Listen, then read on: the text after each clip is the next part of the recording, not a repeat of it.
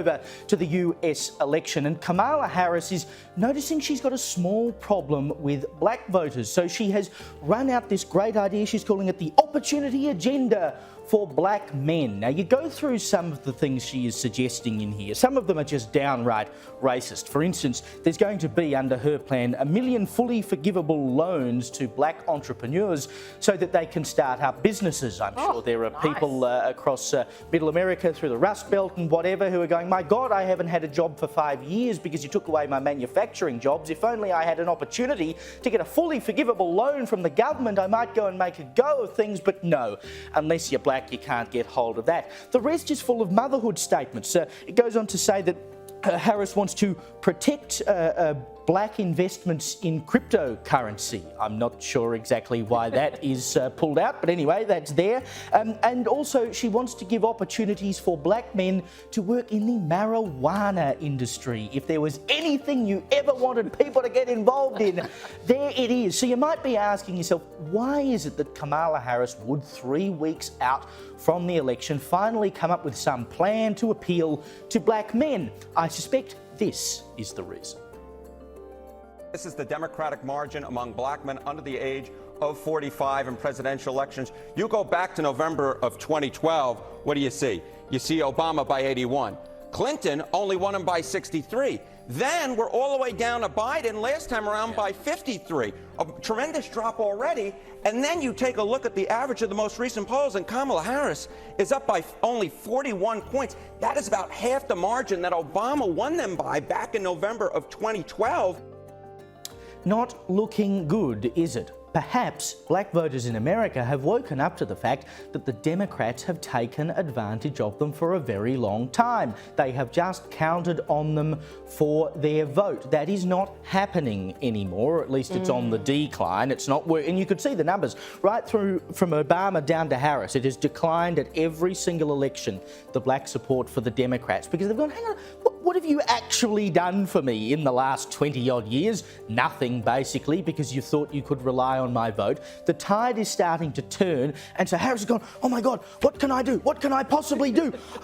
I'll protect your crypto investments and I'll get you jobs in the marijuana industry. I mean, God, she's hardly pulled the best out of the bag, has she? And this is just 4 days after she announces this plan, just 4 days after Barack Obama went viral because he was telling off black men for their lackluster support of the Harris campaign. He literally took them to task. This, of course, is because black men in America have traditionally been part of the supporter base of the Democrats. And as you just saw in that CNN clip, they are now freaking out. So hot on the heels of Barack Obama taking it upon himself to literally chide these guys, what are you doing? Support the blue team.